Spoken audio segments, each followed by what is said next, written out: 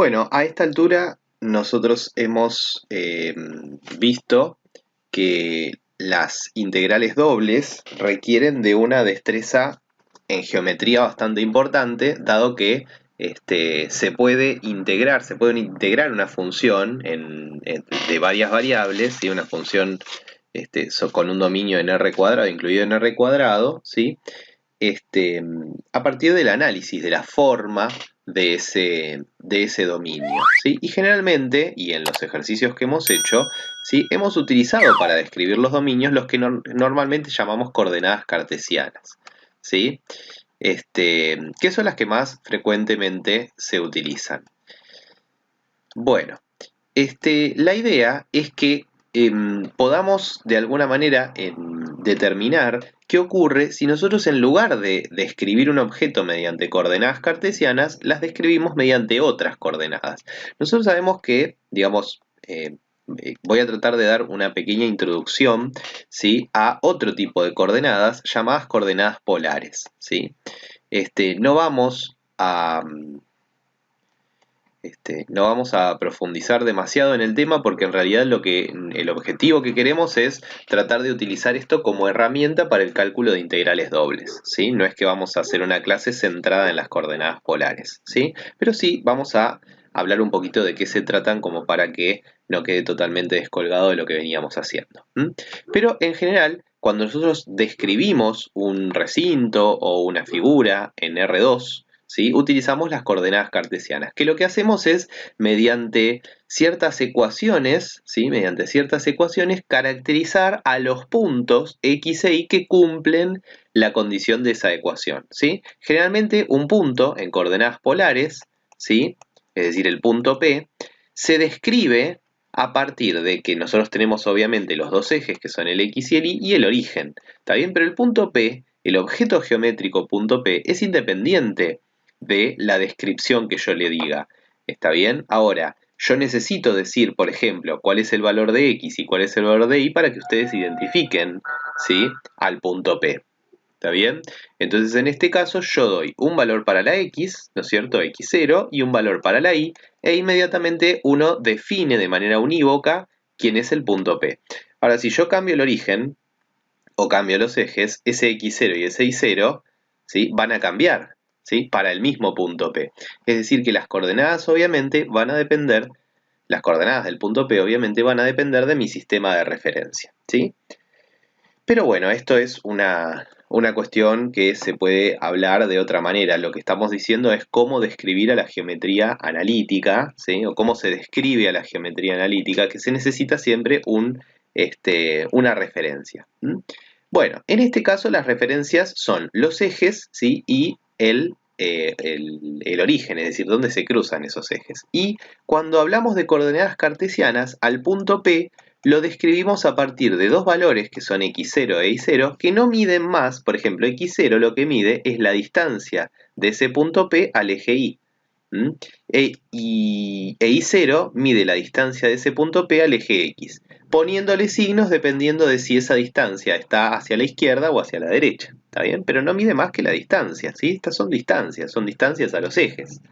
Bien, ahora otra manera de describir al punto P es utilizando las coordenadas polares. ¿Cómo hacen las coordenadas polares para describir un punto? Miden dos cosas, pero a partir de una referencia. Las referencias en las coordenadas polares no son los ejes cartesianos, ¿sí? Sino que vamos a tomar un origen que por supuesto lo vamos a hacer coincidir con el origen que tenemos acá y una semirrecta.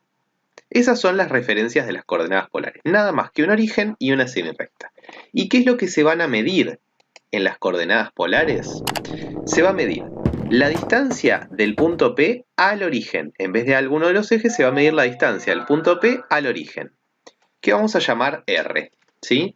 Entonces R es la distancia, ¿sí? De P al origen. Y finalmente vamos a tomar θ, que es este ángulo de acá, ¿sí? Que es justamente la abertura que hay, el ángulo que forman este semieje que nosotros hemos tomado con este segmentito que se forma acá que llamamos radio vector, ¿sí? Es decir que θ lo que me da es un ángulo de referencia, ¿sí? Fíjense que como R es una distancia, ¿sí? Como R es una distancia, el dominio que puede tomar R es obviamente de 0 a más infinito, ¿está bien? Ahora, θ es un ángulo, pero fíjense que yo podría describir a este punto P mediante este ángulo, que supongamos que es 45 grados, o podría describirlo mediante este ángulo, ¿sí? Que es un poco más que 360. Bueno, lo que vamos a hacer para que no pase eso y que nos quedemos con un solo intervalo de ángulo, ¿sí? Es que el ángulo θ lo vamos a tomar entre 0 y 2pi, ¿sí? Es decir, entre 0 y la vuelta entera. No vamos a permitirle que dé más vueltas que una, ¿sí? Total, con eso podríamos describir todos los puntos de las coordenadas polares. Bueno, las coordenadas polares, ¿sí? Se relacionan con las coordenadas cartesianas mediante simples relaciones, valga la redundancia, ¿sí? De trigonometría. ¿Sí? Fíjense que, por ejemplo, si nosotros aplicamos el teorema de Pitágoras en este triángulo que aparece acá, obtenemos inmediatamente que r cuadrado es x0 al cuadrado más y0 al cuadrado, ¿sí? Y entonces a partir de acá yo puedo decir que r es la raíz cuadrada de x0 al cuadrado más y0 al cuadrado. Es decir, obtengo una relación que me permite calcular r a partir de los puntos o de los valores de x0 y de y0.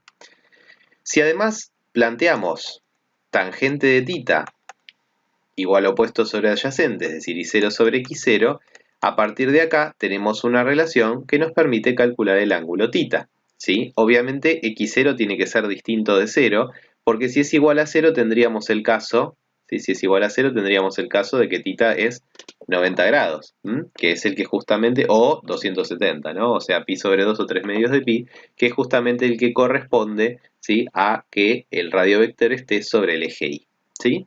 Pero con estas dos relaciones que tenemos acá, estas dos nubecitas, ¿sí? Podemos relacionar o calcular las coordenadas polares a partir de un punto en coordenadas cartesianas, ¿sí? De la misma manera, nosotros podemos relacionar las coordenadas cartesianas y calcularlas a través de las polares, ¿sí? Y eso, bueno, justamente tiene un poco que ver con otras relaciones trigonométricas, ¿sí? Fíjense que si nosotros planteamos el seno de θ, en este caso, el seno de θ es opuesto sobre hipotenusa. El opuesto es el valor de I0 y la hipotenusa es R, con lo cual despejando de acá tenemos que I0 es R por el seno de θ, y de la misma manera planteamos que el coseno de θ es x0 sobre R, con lo cual x0 es R por el coseno de θ. Estas son las ecuaciones que me permiten hallar un punto si está escrito en coordenadas polares. Muy bien. Veamos lo siguiente. Cuando nosotros hablamos de coordenadas polares, nosotros tenemos dos valores acá, ¿no? Dos variables, la r y la θ. Generalmente se hace que r dependa de θ. Lo mismo que en las coordenadas cartesianas tenemos la x y la y, y generalmente se hace que la y dependa de x. Pero esto es totalmente arbitrario, ¿sí? Cuando nosotros tomamos a las coordenadas cartesianas, vamos a ver que hay ciertas curvas que se representan muy fácil en las coordenadas cartesianas. En las coordenadas cartesianas, las curvas que se representan más fácil de todo son las rectas paralelas a los ejes, ya que si nosotros describimos o queremos describir una recta paralela a un eje, lo único que hacemos es, por ejemplo, x igual 2, ¿no? Y me va a dar una recta paralela. La cuestión es, ¿qué son en coordenadas polares lo que serían las constantes, ¿no? Acá. Es decir, si yo hago r igual constante, ¿qué me va a dar? Bueno, la cuestión es que si yo hago r igual constante, por ejemplo r igual 2, digamos, ¿no? Lo que obtenemos es todos los puntos que están a una cierta distancia del origen. Y esto no es más, obviamente, bueno, no me salió del todo bien, pero no es más que una circunferencia, ¿sí? Vamos a suponer que esto es una circunferencia, ¿está bien? ¿Sí? Con valor constante, ¿está bien? Y quiere decir entonces que r igual constante lo que me genera es una circunferencia, ¿está bien? Ahora, ¿qué genera θ igual constante? Bueno, θ igual constante lo que quiere decir es que yo me voy a ir a un determinado ángulo θ y voy a buscar todos los puntos que están en ese ángulo. Es decir, que θ igual constante me genera una semirrecta. Esto es algo importante a tener en cuenta a la hora de pensar qué figuras se pueden describir cómodamente con las coordenadas polares, ¿sí? Que, por supuesto, las figuras que tengan que ver con circunferencias y con semirrectas van a salir bárbaro con coordenadas polares.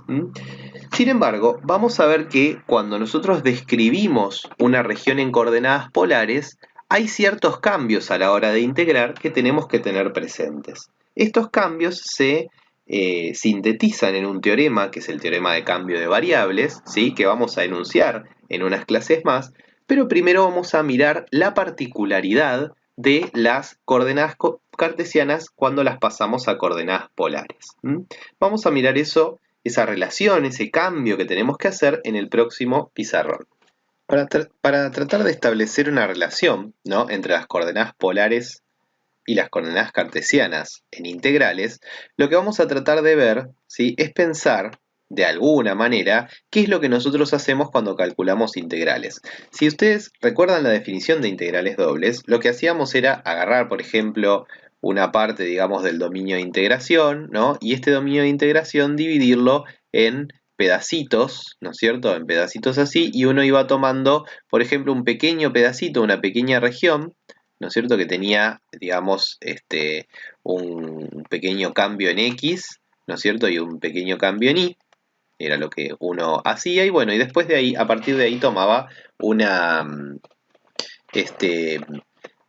el supremo de la imagen, bueno, y definía lo que eran las integrales superiores, las integrales inferiores, y a partir de ahí tenía la definición de integral doble, ¿sí? Y cuando nosotros hacíamos la suma, ¿no es cierto?, la suma de esos,